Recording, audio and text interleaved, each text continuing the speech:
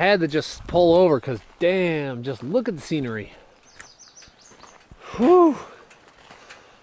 Yeah, they're not so good about like carving out little vistas for you, but they do carve out little areas where you can take a break. And I try and stop at some of the ones that are like where you got a great view, but wow. I don't know if I caught this on video, but I'll explain what happened. A bear spooked the hell out of me. So what was happening was I saw like a hump. I thought it could have been a rock or something. So I don't know if my camera was on or not. And as I approached, the bear stood up, and he was right next to me. It freaked me the frick out. So I don't know if I got it. It looked brown. I mean, do they have brown bears, or was that a grizzly bear? So I don't know. It was like it freaked me out. But I zoomed by it. I think it turned off into the woods. So all in all, that's good.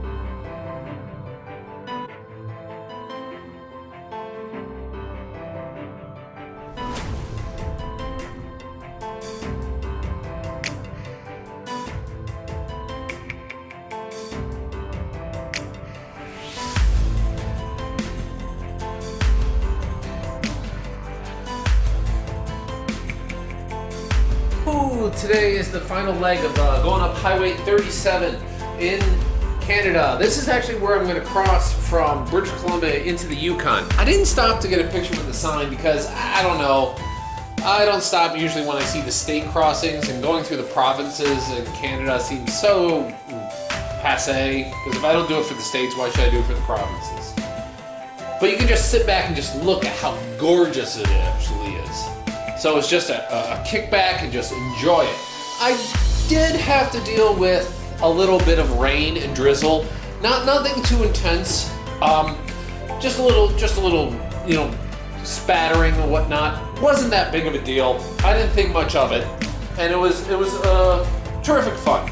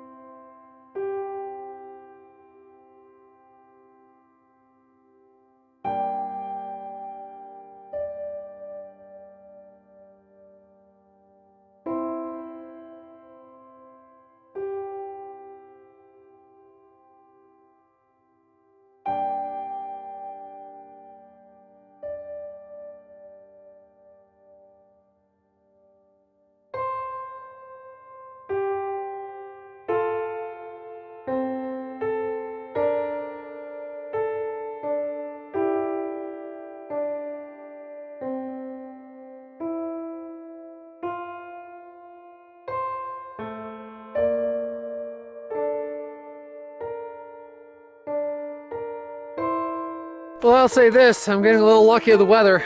Glad I didn't have to ride through that. Wouldn't have been too bad because The rain is just a drizzle. It's not like a real downpour, and it's not really that cold, so it's not that bad. Not that bad. Okay. Man, that car had a bad time. I saw the police tape, so obviously whatever had happened, the police had been there. The person or whoever was in the driver is long gone, so who's to know what happened? You know, what exactly happened? Was it a problem with another car, an animal, what? I'm never gonna know. But apparently they are out here. I did see a couple places where they were working on like bridges or trying to fix the road, because I'm headed far enough or north now that it's actually starting to get interesting with the roads. And the roads will get more and more interesting as I go. And just tearing along, and the other thing you have to understand about Canada is they don't have the same kind of budget, and this is not as populated as, say, like Alaska is. So it's even sparsely populated, so it's harder for them to keep up with road construction, especially on a road so remote. The important thing people have to remember is this road is closed a lot of the year because of snowfall, because as soon as the snow starts falling, they do not plow it. As soon as the snow gets like, I don't know, 6 inches or whatnot, it probably gets up to a foot or whatnot, they close the road. Nobody's allowed on, and the road is just by itself to deal with the winter. And it only had been opened, I want to say, 3 weeks before I got here. But I'm lucky so, because I get to enjoy everything out here.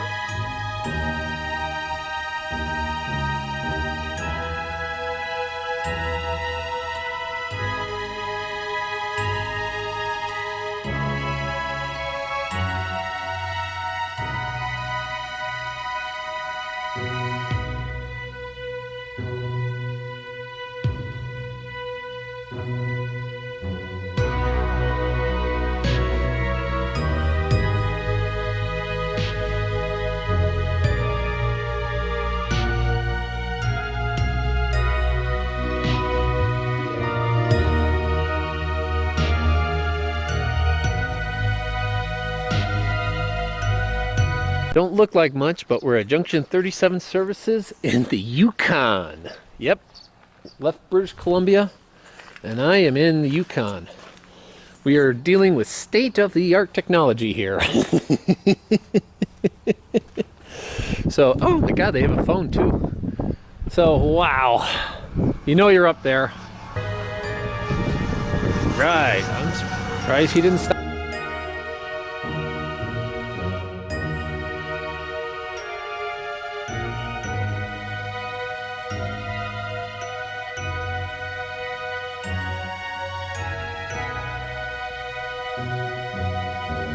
You can see that this section, it seems kind of sparse, like things are struggling. That's because I'm so high up in altitude.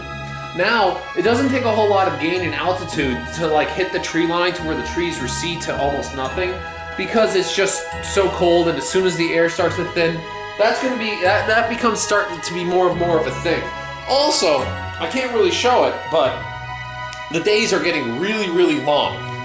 Incredibly long. And of course, you know, I'm headed towards more and more north. The more and more during the summer, the days lengthen, and obviously in the winter the night lengthens. And so that's headed up.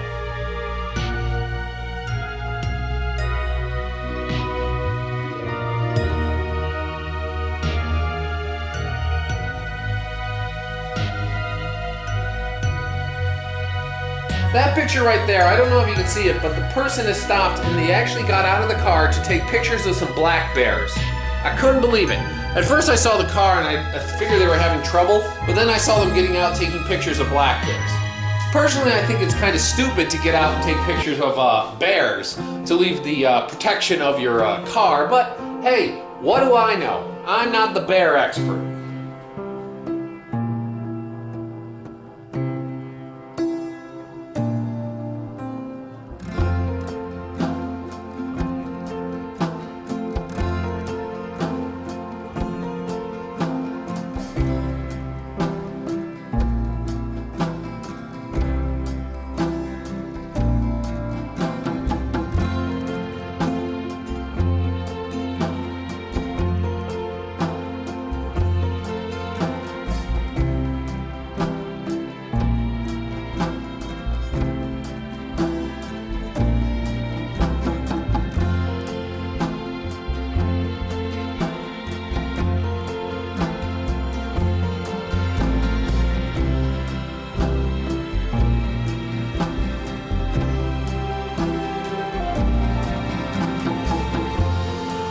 This right here, you can kind of see, this is like the Alaskan Highway, part of the Alaskan Highway.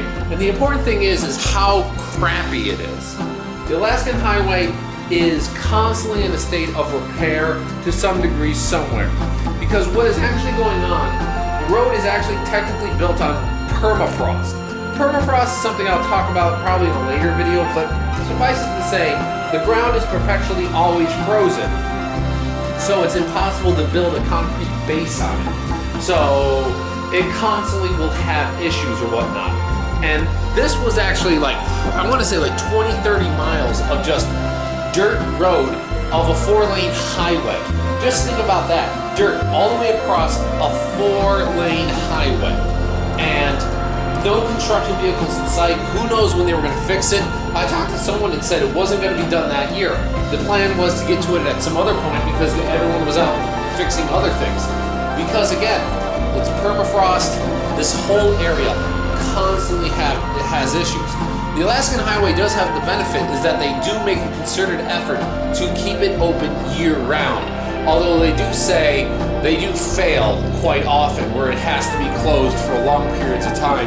And every now and then they have to close it off for like a couple months until they can kind of get onto it and start clearing things away. But this is Yukon.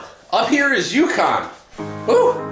You know, you don't meet many people from Yukon. You meet even less people who like, and I'm one of the people who's been up there, and I can say I've been in Yukon and I've explored a bunch of Yukon. It's worthwhile and very scenic, as you can tell. Look at this place. No thrills.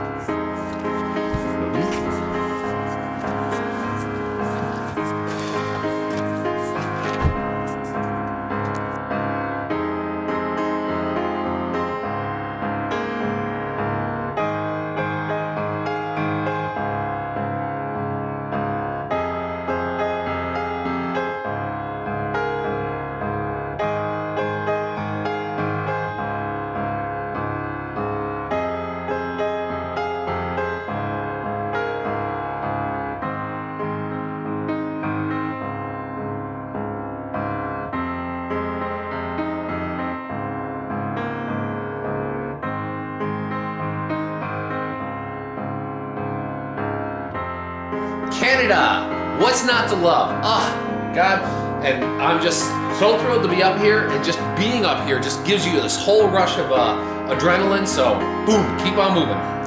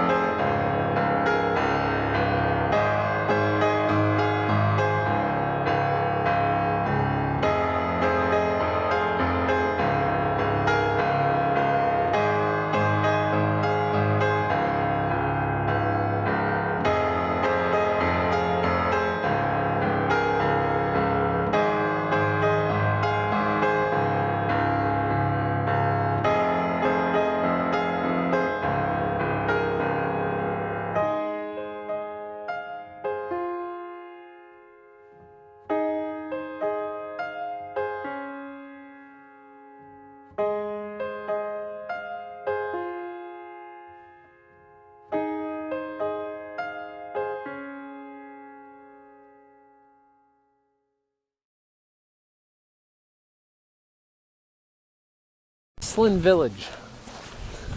So we're gonna stay a good night and recharge, literally in many ways. There's a museum here. I can't imagine about what. Oh, northern wildlife. These trees are in the way. Why don't you cut them for the bridge? What do I know?